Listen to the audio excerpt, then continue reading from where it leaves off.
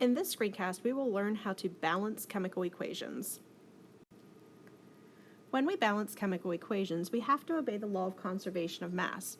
That says that in any chemical reaction, mass is neither created nor destroyed, it is conserved.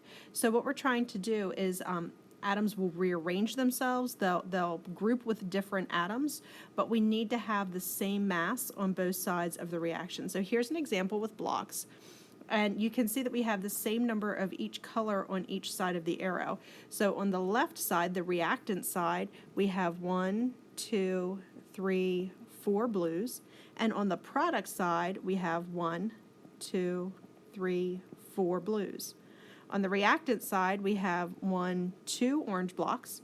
And on the product side, we also have 2 orange blocks. So we started with blue and orange, and we ended with blue and orange. But what happened was the blocks were rearranged into a new configuration. We have the same number of each colored block on both sides of the equation, but their arrangement is different. Okay, so we practiced this in class, and now we're going to be working on how to do this with actual chemical equations. Here's an example of a balanced chemical equation. We have 2 NaCl plus F2 yields 2 NaF plus Cl2. Some notation that you need to be aware of is if you see a triangle above the arrow, then that means that heat was added to the reaction. And if you see an arrow that points to the left and to the right, that means that the reaction is reversible.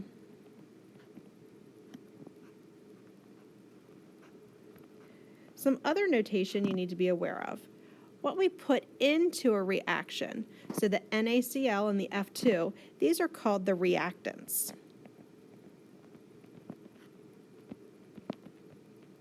And what we get out of a reaction, the NaF and the Cl2, those are called the products.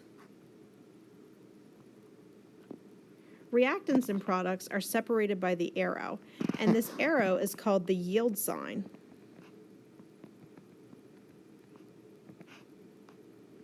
It's basically the same thing as an equal sign if we're doing a math problem. Some other things you want to take note of. This 2 in front of the formula, 2 NaCl and 2 NaF. The 2 is called a coefficient, and coefficients are used to balance equations. In contrast, the little 2 here after the F and the little 2 after the Cl, those are subscripts, and they're part of the formula and they cannot be changed.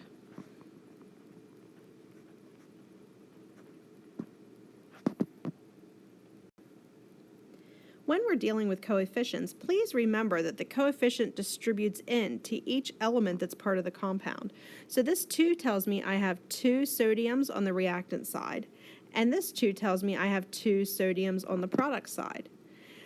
This 2 also distributes into the chlorine, so I have 2 chlorines for reactants, and because of the subscript 2 here, I have 2 chlorines as products. I have 2 fluorines in the reactants, and this 2 distributes in, so I have 2 fluorines in the product side. This means that this is a balanced chemical equation. As I mentioned before, the reason we balance chemical equations is because of the law of conservation of mass, or the law of conservation of matter, which says that no mass or energy can be created or destroyed in a chemical reaction. So what you have in the reactants, you have to have in the products. It has to balance out. You have to have the same mass, you have to have the same atoms, you have to have the same number of atoms. Now how they're arranged are going to be different, but the numbers have to be the same, and that's because of the law of conservation of mass. Just a few tips for you when you're writing formulas from words. There are some things called diatomic molecules. The prefix di means 2, so a diatomic molecule means there are 2 atoms. When these atoms are alone in nature, they always have a subscript of 2. It's because of how reactive they are.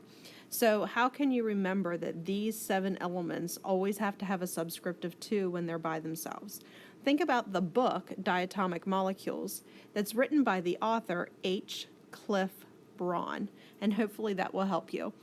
Hydrogen, chlorine, iodine, fluorine, bromine, oxygen, and nitrogen are the only elements that, when by themselves in nature, they have to have a subscript of 2. If those elements are, however, in a compound, then we're going to cross the charges like we did when we were working in the naming chapter, where we took the charge from each element, we crisscrossed it, and that gave us the formula for the compound. Any other element on the periodic table, when by itself, can just be plain. So for example, if we have iron, Fe, we can just write Fe. We don't need a subscript, we don't need anything like that. We just write the element by itself, unless it's one of these 7. Those are the diatomic molecules. Let's work our way through a sample problem without our blocks. So here we have Xe plus F2 yields XeF6. Okay, so I have xenon on the left and I have xenon on the right. I have no subscript, so I know I have 1 xenon on the left, 1 on the right. It's balanced. Next, I want to look at my fluorine. I have 2 in my reactant side and 6 in my product side. That tells me I need to add more to my reactant side, so I add another F2. Keep in mind, you can only add what's already present in the equation. Adding an F2 gives me 4 fluorines on the reactant side, but I need a total of 6. So I'm going to add another one. So I add a second F2. Now I'm going to go back and double check. I have 2, 4, 6 fluorines on the reactant side and 6 fluorines on the product side. 1 xenon on the reactant side and 1 on the product side. So for my balanced chemical equation, I'm going to write xenon plus 3 fluorine gases produce 1 xenon hexafluoride. Here's one more example. In this equation, I have silver plus hydrogen sulfide yielding silver sulfide plus hydrogen gas. I see I have 1 silver on the reactant side and 2 on the product side. That means I need another silver on the reactant side. So I add another Ag.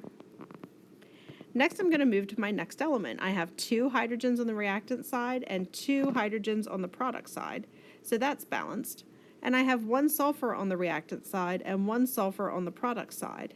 So to write my final balanced equation, I'm going to write 2 silvers plus hydrogen sulfide yields silver sulfide plus hydrogen gas. In this example, we have sodium combining with chlorine gas to form sodium chloride. When I look at my equation, I see I have 1 sodium on the reactant side and 1 sodium on the product side.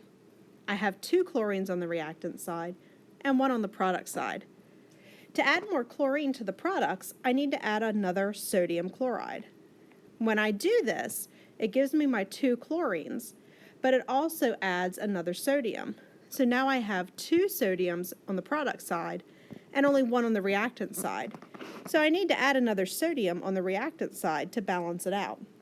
My balanced chemical equation is 2 sodiums plus chlorine gas yields 2 sodium chlorides. Make sure you follow these steps to write your balanced chemical equation when you're practicing these problems in class.